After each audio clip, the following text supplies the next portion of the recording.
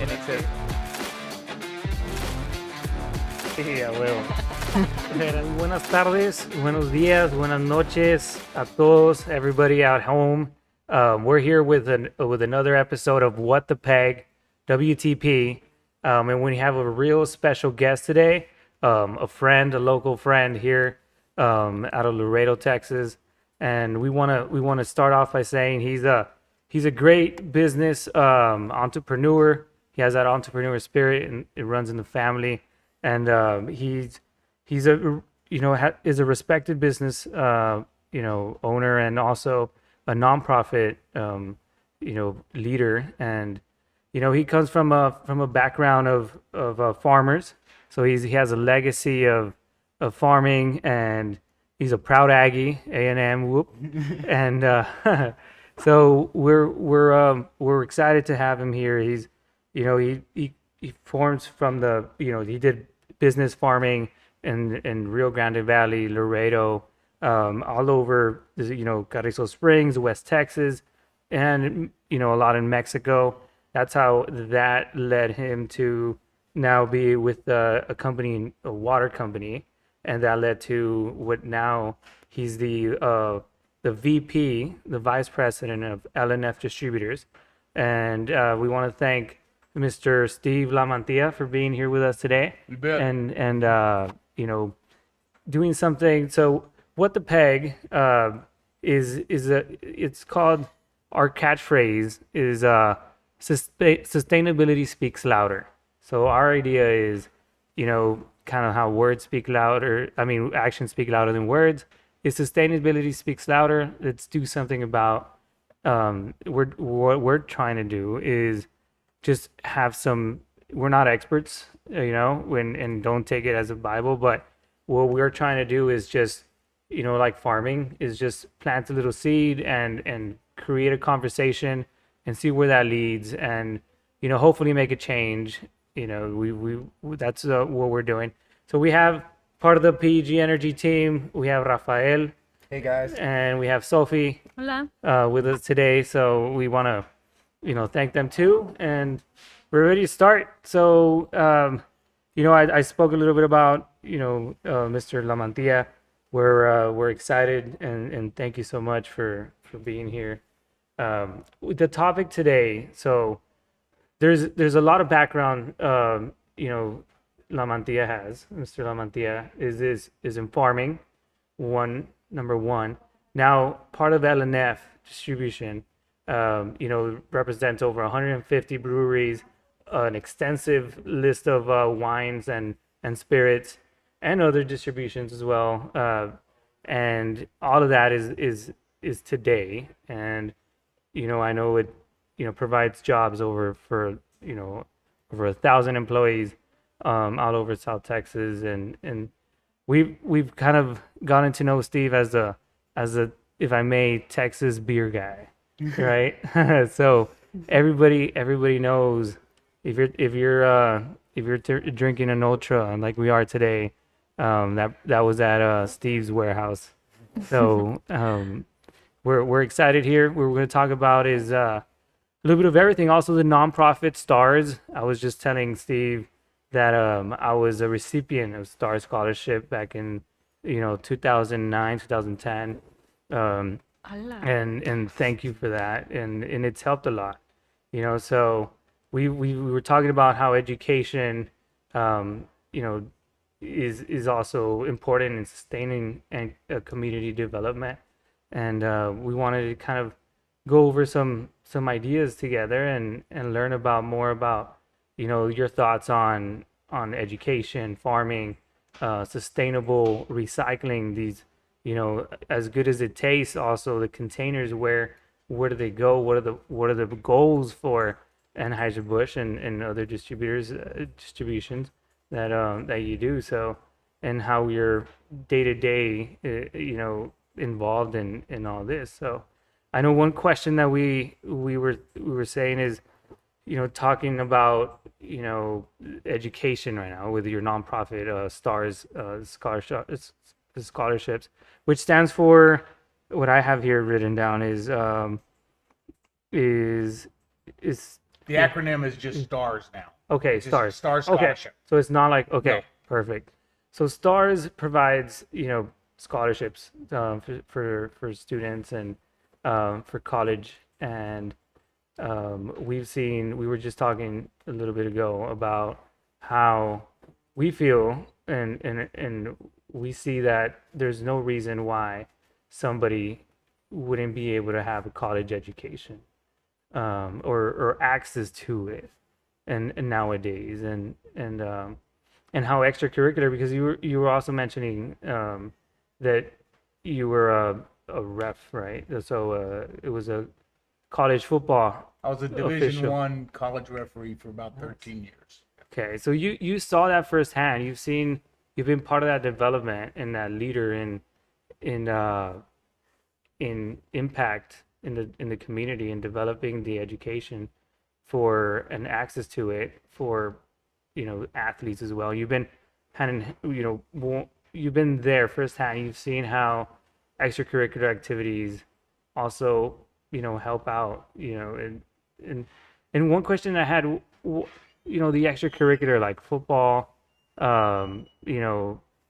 whatever it may be, why do you think it's kind of important to Well, I think any child going to school in the elementary school level, middle school, high school, college level, should be involved in extracurricular activities.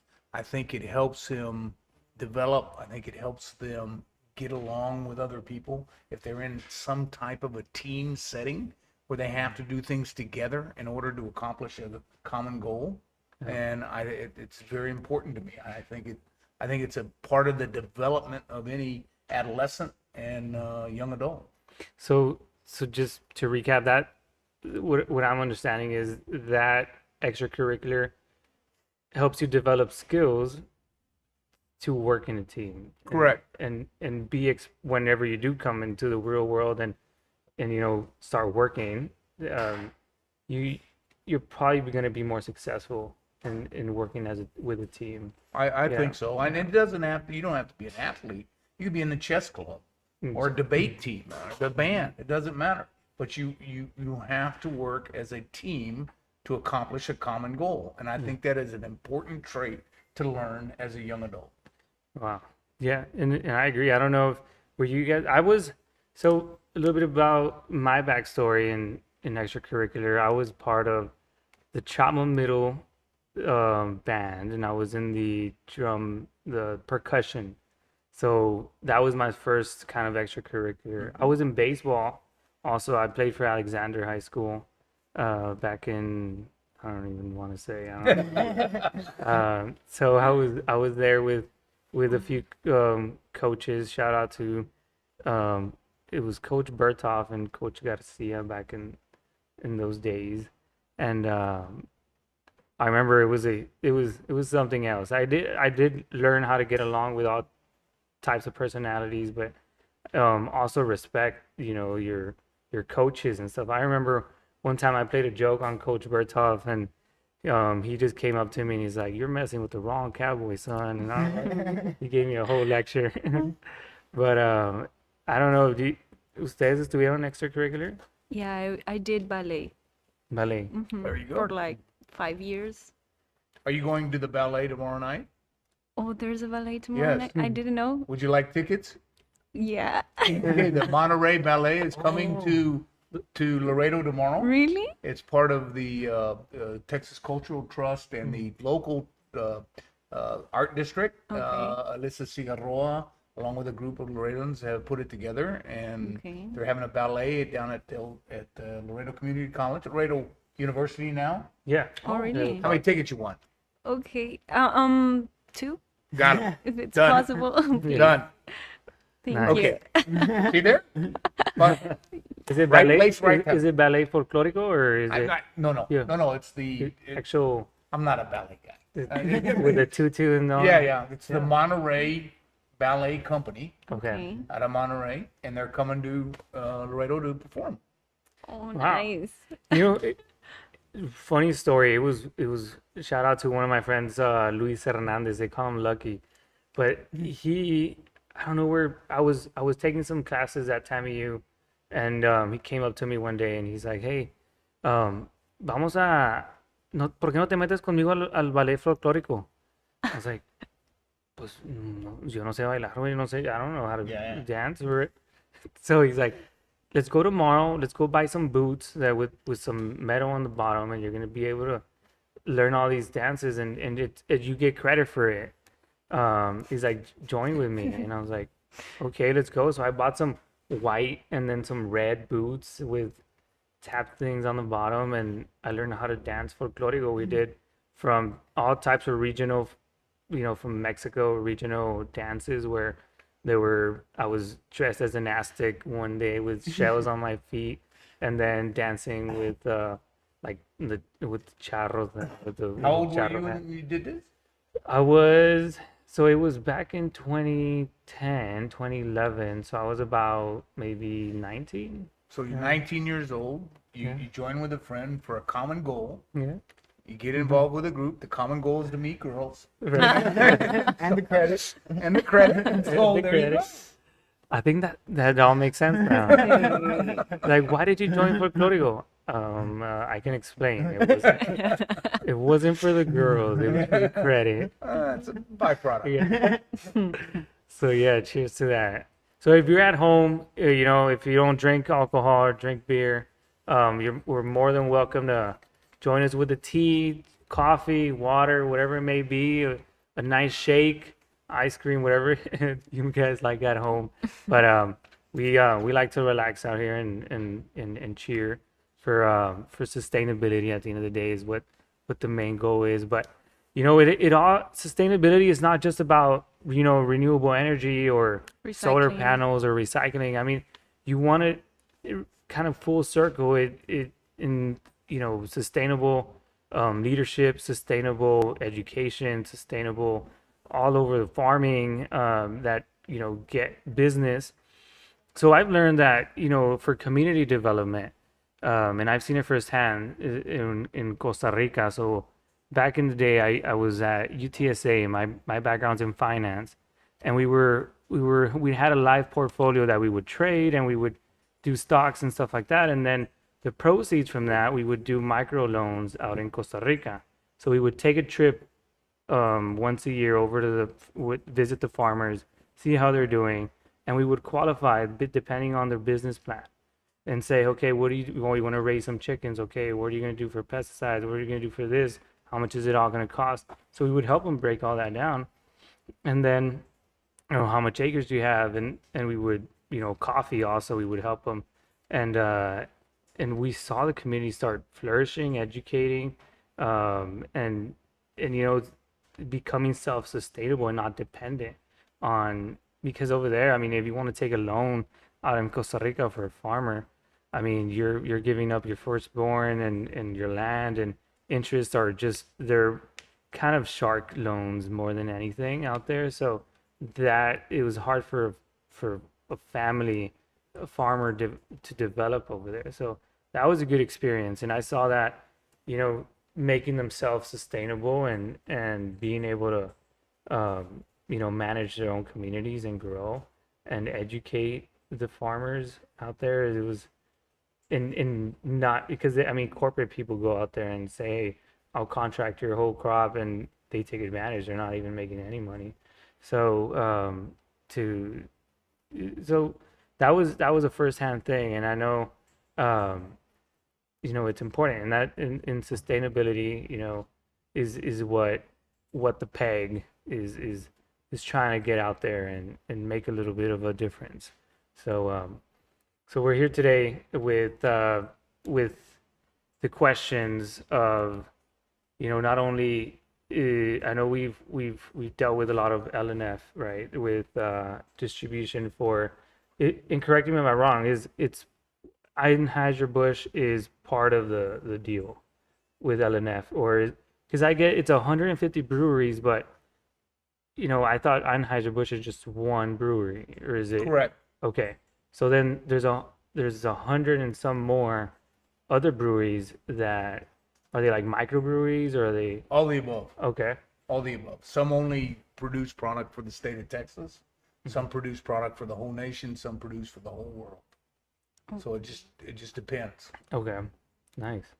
And that developed from, just a relationship with just one brewery, or is it all alcohol, or is Well, no, it's not all alcohol. Okay. We also handle non-alcoholic beverages. it okay? But in simplistic terms, if you are a manufacturer of a product, a liquid product that goes into can for human consumption, Okay. you have a cost associated with that. In order to take your product and then transport it from, let's say you're in Laredo, Texas, and you put beer in a can and you want to sell it to HEB. You go to HEB and say, I have this beautiful product, it tastes great, it's wonderfully priced, I would like for you to sell it. And HEB says, okay, we will take it. We have 350 stores, we want you to deliver to 350 stores. And you're like, how am I going to do that? I can't do that. I got to buy trucks, I got to have people for one product, Yeah. and I'm going to take one case to all 350 stores. Every store gets one case. A case sells for, let's say, $25. I make $3. I can't make it work, right? Economically, it does not work.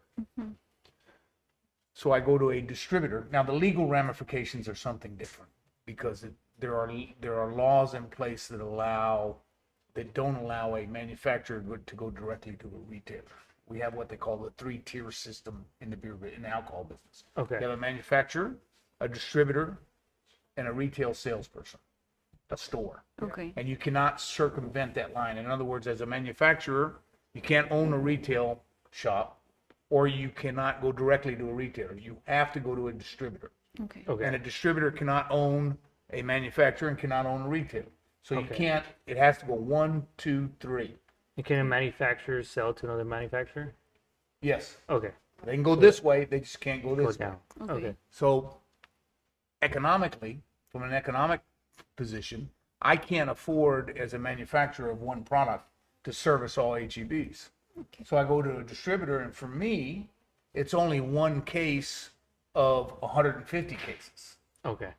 So I can afford, I have the trucks, I have the distribution network to go out to all these stores. So the manufacturer comes to someone like me, a distributor, and says, will you take our product and distribute it to stores? Our people taste the product. We talk about pricing. We talk about all these different things. And we say yes. So we simply put it on our truck with 150 other items. Okay. Our margins, our costs associated with delivering that product are much less than a single individual. Right. Because we have different products. Economies of scale. Correct. Now, when you combine that beer with, we handle Red Bull, we handle Jarritos, we handle Electrolit, all those different products. We handle wine, we handle spirits. All that goes onto a truck. We handle Nestle water. All that goes onto a truck. So now, when you're pulling up to a HEB, you have a pallet with water, Red Bull, Jarritos, Electrolit, Budweiser, Ultra, John's beer from Laredo, Texas, John's Okay. beer. and you're able to put that on the shelf. Okay. So that's That's a very simplistic Yeah, that's a description of how it works.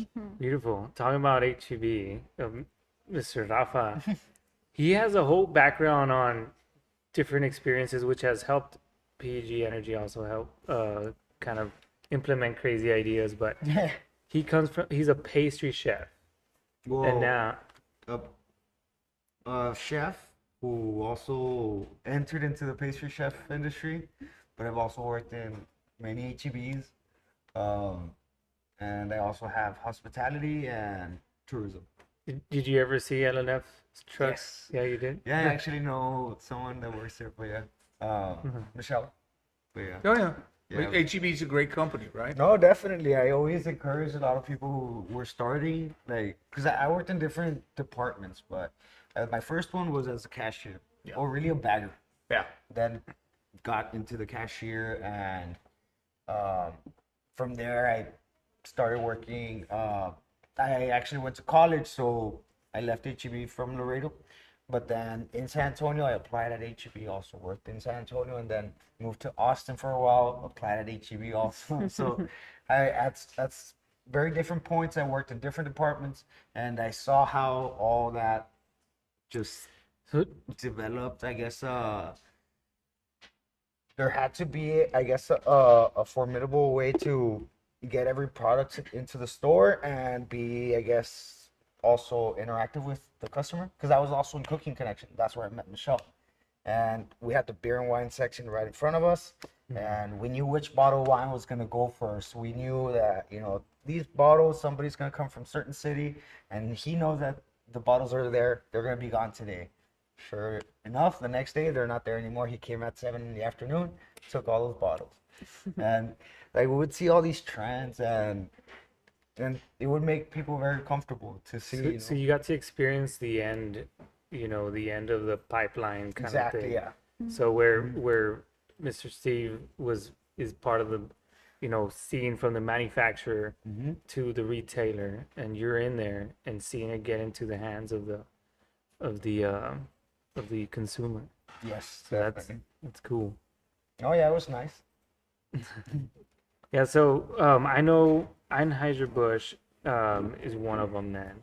And I know in 2018 they made it a goal for they have very, you know, several sustainability you know, goals, and by 2025 they want almost 100%. If I'm understanding right, don't quote me on it. You can, you know, fact check me on it, but you about 100% of it wants of their cans is hopefully coming from, you know, a recycled product. They are one of the largest recyclers of aluminum in the world. Right? So they have a whole recycling team that's a big part of their function. Their breweries have a goal, I believe, of 2025 of being fully sustainable on water. In other words, all the water will be reusable. None of the water will be new water. Okay. They have a goal of electrical vehicles. They are currently using driverless electric trucks, Okay. right, and testing yeah. them for delivery, for the delivery process. And so they are constantly trying to, in renewable farming and all these different things for the end goal of sustainability within the company and to be good corporate citizens. Dang. Yeah. Oh yeah, that environmental impact is something that we've seen, you know, a growing trend, and in you know, the corporate image that it gives somebody too. So I know that I didn't know about the electrical selfless driving. That's awesome. Yeah, Yeah, yeah, that's it's okay. neat. So later on, do you foresee L&F having their distributor trucks coming in I was gonna ask selling that. electric? No, I think that I don't know about my lifetime or not, but I think that it is inevitable that we will see the advent of electric vehicles, driverless vehicles, and a better environmentally friendly distribution network. I think that's inevitable. Now, how you get there and how long it takes to get there is the question. I can't answer that, but I don't think there's any question that is the direction No. that corporate America, distribution America is going to. Yeah.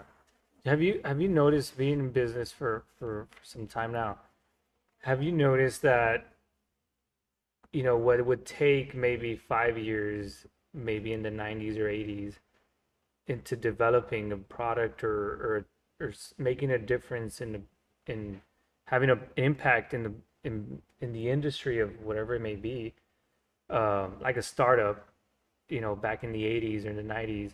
Now a startup can impact and have that, you know, that development within, instead of what it would take 5 or 10 years, you see it in 1 or 2 years. There's no question the evolution and product development is now at light speed. Okay. The perfect example of that is seltzers. Oh, Seltzers were 2 years ago yeah, were the hottest thing in the world. Latest numbers show them down 13 to 15%. So they have gone that full cycle. I attribute it to the exposure level that is available to us now because of computerization and what email, but all these different things, and people are exposed to it at a very younger age Okay. than they were 20, 30 years ago. Yeah. So they have more knowledge. I don't think there's any question that a 10-year-old today is much smarter than a 10-year-old in the 60s when I was growing up. I mean, just ask them to program your remote. I mean, Yeah. They know how to do it. yeah, or find an app. So, so yeah, the evolution of any product I think, is much faster Okay. than it was. So, and the reason I ask is because we can find solutions to problems a lot faster now. Or create them. And Oh, Or yeah. create the problem faster. right. Okay. 'Cause So that- that's both. Yeah, oh, It's, sure. Yeah. Because I'm thinking, okay, the whole trend of that came with the Industrial Revolution, and we were like, okay, oil and gas, awesome, everybody's making money, and then EPA comes in and starts realizing what's going on and saying, hey, wait, that's kind of contaminating, and farming in excess, and why are you doing this? Is that organic, and byproducts, and what are things that come about? But that took maybe 10, 20 years to start having an effect. But now I'm saying, okay, well, can we shut the valve faster on that, whatever it may be contaminating? Can we come to a solution without creating more issues at the same time? That's what I was trying to say, because I know everybody's like, hey, time is ticking, like global warming is real, and we're in big we're in big problems now. So with technology nowadays, and I've realized it with our business too, with PEG Energy, a lot of I've seen the ability to I can't imagine a business running without a cell phone. And back in the day, I mean, farmers and people in business would they didn't have any sort of communication, or they would have to fax things and things like that. So now it's definitely a trend. So now that my question is okay, can we make a difference faster? Are we okay? Do we got 10 years to fix this or make a difference? It's okay, well, 10 years doesn't seem like a lot because of we're able to find solutions faster. So that's kind of my hope with all the craziness happening. But one thing that I read the other day, and I don't know if you knew, but the governor, el gobernador de Nuevo León, Samuel Garcia, he was what is it called? He was kind of, not, they call it bombing. But The clouds it to was, make it rain. it was basically getting, my understanding, and like I like to say, fact check me on this, but my understanding is you get this plane, you get a bunch of I'm thinking it's like salt or something on there. You seed the clouds. Yeah, seeding the clouds. Okay, have you heard of that? Oh, Have you- yeah. And so what I understood is that they were going through a whole water issue. Communities were left without water because of the drought. So he bought a plane and started seeding these clouds, and now what was an issue for years is a solution overnight. I'm not Yeah, I can't okay. comment on whether it works or I have my doubts, but it's interesting because water is one of the few natural resources that stays the same. In other words, you have it's the same amount of water we had 20 years ago we have today. Same amount. Yeah. It's just in a different form and in a Yeah. different place. Yeah. Water does not go away. No. Unlike gasoline, it burns, right? Yeah. It's gone. Water does not go away. So it's somewhere. That water is somewhere. It just may not be where you want it. And what ends up happening in cases of drought, which we just talked about, and I've experienced that because of the ag side, but also because of the beer side.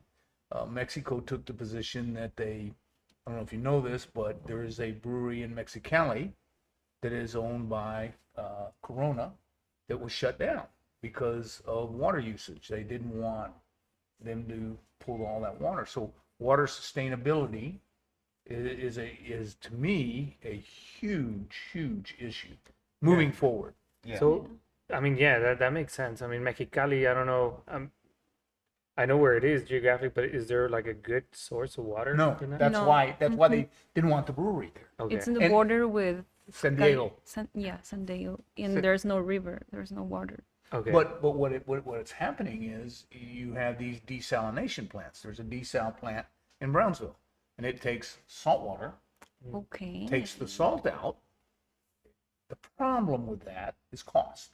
Yeah. It's so It's expensive. very expensive. So until such time is that equates out, they figure out a new process of doing it, or somehow or another they have a reduction in the cost of the desal plant, it's not going to be successful. That's why you have electric cars, because they couldn't manufacture a battery that was cost effective to put in a car, and they have figured out, or close to figuring out, you know, it's sustainable. Solar power. For the longest time, the ROI on solar power wasn't there, right? So hence you have no solar panels. Everybody knew the technology was capable for years, for a long time. Yeah.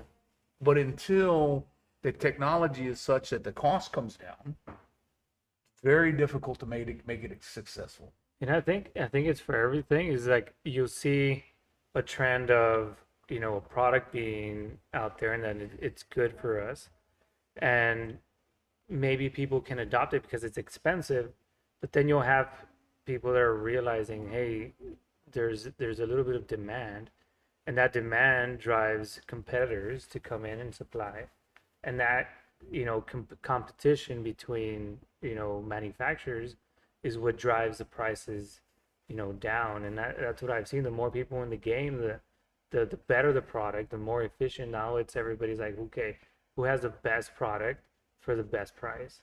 And it's always kind of a game. And then, okay, you develop this, you know, you're bringing the price down, but then you can't meet demand, so the skyrockets back up. So then you have all these supply chain issues that also come into play. So you're always up and down kind of with the trends. And we experienced it firsthand where, you know, not too long ago we had, you know, some issues with, you know, supply chain when, you know, we had the whole, you know, Corona come and hit everybody. I don't know how that impacted your industry. Impacted it greatly, yeah. right? One day we woke up and 25% of our business was closed Okay. because 25%. because all the bars and restaurants closed, and that's basically 25% of our business gone. Now, conversely, what happens is the consumer, instead of coming home on his way home, stopping at a local pub and drinking 2 or 3 beers and then going home, now he can't do that, right? So what does he do? He goes to HEB, or he goes to Sam's, or he goes to Walmart, and he buys a case, Yeah. and he goes home, and maybe he drinks more than that. you Yeah. know? Okay. So from a practical standpoint, the sales perspective was not horrendously bad for us, but it shifted. Okay. And we were fortunate enough to understand the shift and take and shift with it. Okay. Created additional demand on the retail stores, which we had to shift over to. Less demand on the bars and restaurants, which we had people in that business. And one of the things I was very proud of that our company was able to do is we had 0 layoffs during the COVID epidemic. 0. Now, we had to move people around, and some people maybe was in the sales force, went into the warehouse. Yeah, adapted different. But everybody had a job, and we did not have to lay off one person. It's awesome. Man. And that's, 1,500 employees. And I think that takes leadership from a business perspective, knowing where to move, kind of a chess game, like where to move okay, this is where it's shifting. Because if you stay the same, you don't adapt, and you Change your guy. Yeah, Exactly. And then the other thing that you do is that realize that we have trucks that run 5 days a week, all day long. So we have shifted that, and instead of going to work at 6 o'clock in the morning, 7 o'clock in the morning, and getting in a truck and driving to a store and delivering beer, now they come in at 1 o'clock in the morning, and they drive till 8 o'clock, and they're done in the morning. And then you take that same truck, traffic, nobody in the store, Less braking. the whole across the board. Yeah, yeah. Now you take that same truck at 8 o'clock that comes in, and you reload it. So your utilization of your vehicle without adding additional vehicles and capital costs It's awesome. enables you to utilize that vehicle for a longer period of time. And that guy goes home at 8 o'clock in the morning, 9 o'clock in the morning, and a new guy, And you a create new more jobs. crew. Okay. Well, you don't necessarily create more jobs, you just shift it. Okay. But you utilize your capital costs, trucks, etc., Yeah. and reduce your diesel consumption, which conversely also reduces your emissions. Yeah. Not stuck in traffic, you're not fighting traffic, you're not idling at the back of the store because you're the only guy there. Yeah. That's beautiful.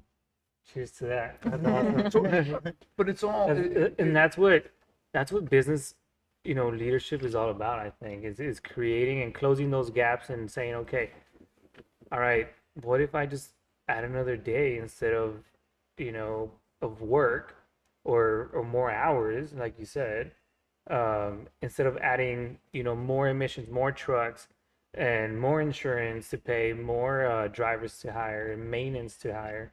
So that's awesome. Yeah. and what we found is that when we started it, this is a pilot program with HEB, right? It's the only program of its kind in the state of Texas. It's only in Laredo. It's only in 5 stores. That's it. And it's been, and what the idea is to take it across the state with HEB, but they wanted to test it, and so we agreed to test it here. And what we found was that initially we thought that the employees would be pushback on, having to show up at work at 1 o'clock in the morning. It's, the hours are completely different. But what we found is, realize that guy he is done with work Friday at 8 o'clock in the morning. Oh, nice. He's done. Just takes a nap, ready for the carne Friday, asada. Saturday, he doesn't have to come back to work till Monday morning at 1 a.m. Yeah. So it's kind of interesting. It also helps with, I guess, the morale also with the driver. That's and there's a lot of benefits of, and I've always been an advocate of, like, let's just try it. Let's just give it a try for 2 weeks. If it doesn't work, maybe something else will come out of it. You have to do your due diligence. Yeah, yeah. It has to be a smart idea Yeah, to yeah. begin with, right? It needs to be relatively capable of accomplishing the goal that you want to accomplish first. And then you try it and see if it works. No, yeah, I can see that, and thank you for sharing that, because I can definitely see the benefit of not having to be in the heat and unloading cases of beer at HEB. It's brutal. Yeah, it's Brutal. tough. So yeah, no, man, I completely see that in that benefit for and in adapting and staying alive during I know one of the things that we had to do was, because it was, people were used to coming to we call it the studio, and talking about, we call it the design studio. So people come, the idea is there, people show up and design their system, and this is where we, look at the ROI and how their payments are going to look and all that. So people were used to walking in, and now it's like everybody's like, I want to do virtual, or I don't want to be there. And it's not the same being one-on-one here in person than being virtual. So then what we also would like to do is, like, we used to do home presentations, and that led to, well, dude, I don't want someone to come in and maybe have corona and infect my house. So what we did, and we took a box truck apart and we added these sliding doors around, and we call it the mobile design studio. And it was all sanitized, and we had, masks and gloves around there, where we would park outside your house, and you could come in and sit down with us, and you could tell we had all the EP or the PE, sorry, of to take care of our customers. So little things like that is an idea. It's like, hey, let's try it out and see what happens. That keeps a business going. So Sure. yeah. I don't know if you guys want a refill. No sé si quieran un refill en la casa. Si échese un refill, ya sea de un tequilita, una caguama, una manteada, un juguito, esos de, ¿cómo? Los que les gusta Sofi, verdes, Ay. algo natural, lo que sea, una agüita natural, y regresamos.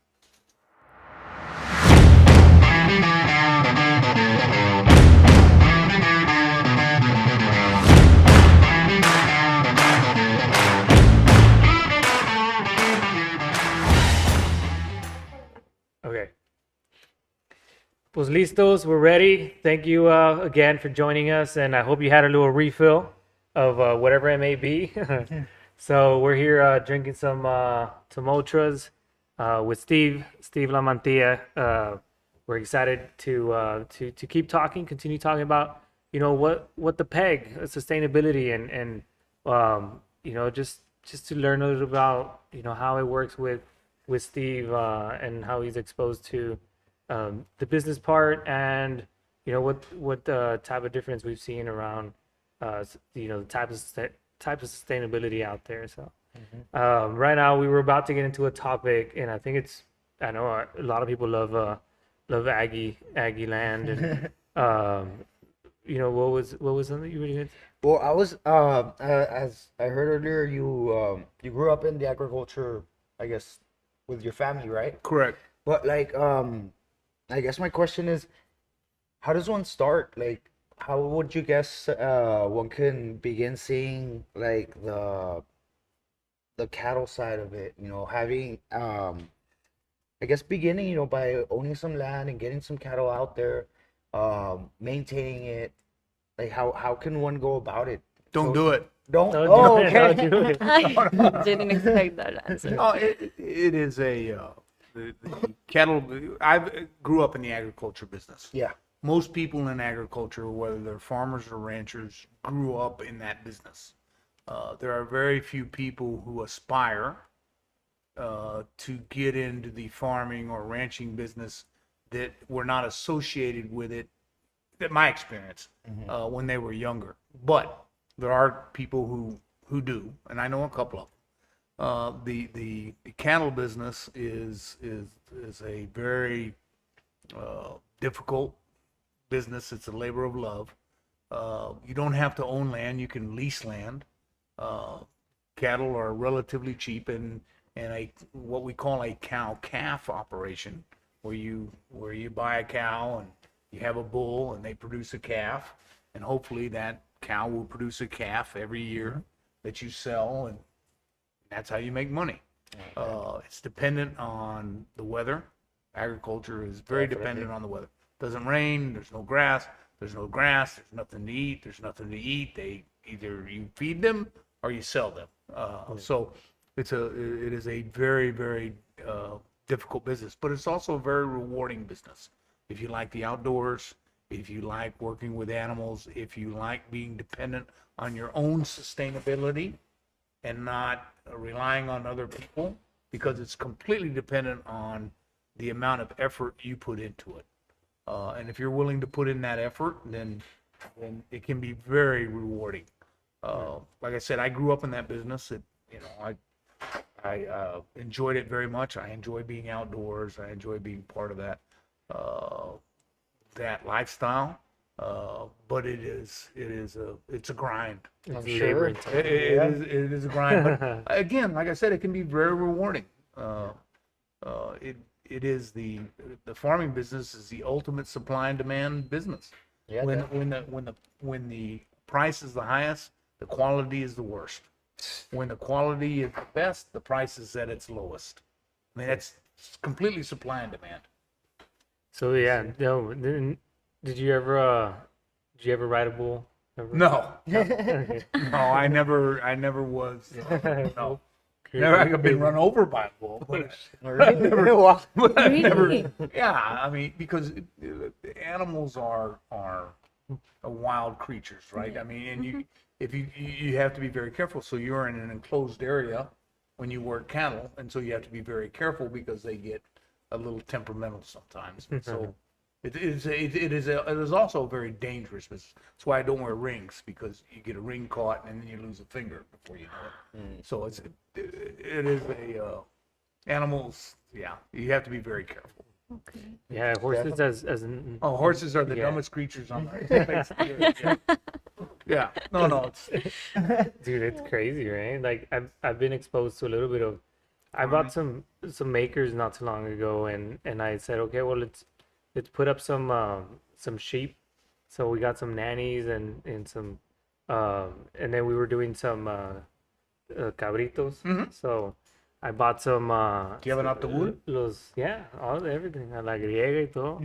So I had los sementales. How do you say it in English?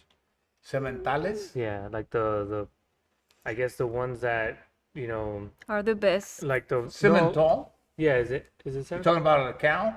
Type of cow? Well, like no, los sementales is the one that is like the bull for like I The don't mating. Yeah, it's the Ram. yeah For the yeah, goats? yeah Yeah. Yeah, the ram. the ram. Stallion. The stallion. The stallion. Well, Stallion. that's for Well, horses. yeah, that's for horses, but yeah, you have a billy. Okay, A billy is Yeah. a male goat. that's used for breeding. Correct. That's the Okay. male goat. The billy. The nanny is the female Oh, goat. okay. Yeah. So I had a few billies, sementales, and these things look scary, man. But Yeah. some of them aren't as crazy as they look. But yeah, I had some exposure to it. I got lucky because, like you said, we're exposed to weather, and I had a few. I don't know. It was like about 80 heads that I was able to raise, and it was cabritos. It was a mixture of nannies, and we had some sheeps, and the los sementales de los borregos, and we took them to Valde, To sale. right, to do the whole auction thing, and made some money back, and it was right before the freeze, so it was a lucky Yeah. shot, and we sold sold all of them, and then I bought some horses, but then I mean once I didn't have, it was all exciting, it was all fun and games when I was learning how to ride, and then calming them down, and learning how to put the saddle on them and everything, and then you get busy with your daily work thing, and then you stop going, and the ranchers out there every once in a while, and it just got sad for them, so then we sold that. But like you said, it's like a daily thing, like you have to be there, I think, in order to have a nice lively ranch. They have to eat every day. Yeah. Yeah, so it was exciting, man. So thank you again. I want to start saying thank you for taking the time, Mr. LaMantia, to come by, and thank you for all the support that you've giving the community here. I know you do a lot with your business and at L&F, and also with STARS Scholarship, being one of a recipient. I remember being one of the ambassadors for TAMU at a gala at the country club with the fundraising, and I remember you cheering on the people to get them going. So thank you for that, and you make Laredo proud, and we can't thank you enough for coming and sharing some of your experiences. Again, what we're trying to do here at What the Peg is just to talk a little bit, get this conversation started. We're not experts, like we said, but we do have some knowledge and some background and exposure, and what is going on out there, and sustainability, if we don't start now, it's going to hurt us, like we are in some areas. And but again, thanks for everything you do. Again, everybody watching at home, thank you for joining us, and thank you, Rafa and Sophie, for having a drink with us, and Mr. LaMantia for getting some conversation started. And we want to wish everybody at home to keep learning a little bit about sustainability and where it's going and what we can do about it, and apply it to our daily lives. And don't forget to look out for the next episode and watch our previous episodes. Look us up at our platforms, and we have some gear that we're going to be giving away soon. So just like I need to practice my promotion part, but we want to thank you everybody for joining us today. And Thank you. everybody at home, you have a good rest of the. We'll see you soon. Salud. Saludcita. Cheers. Cheers, Miren, guys. nomás Choreando. vamos a hacer, Sí, a huevo. espérate, vamos un disclaimer.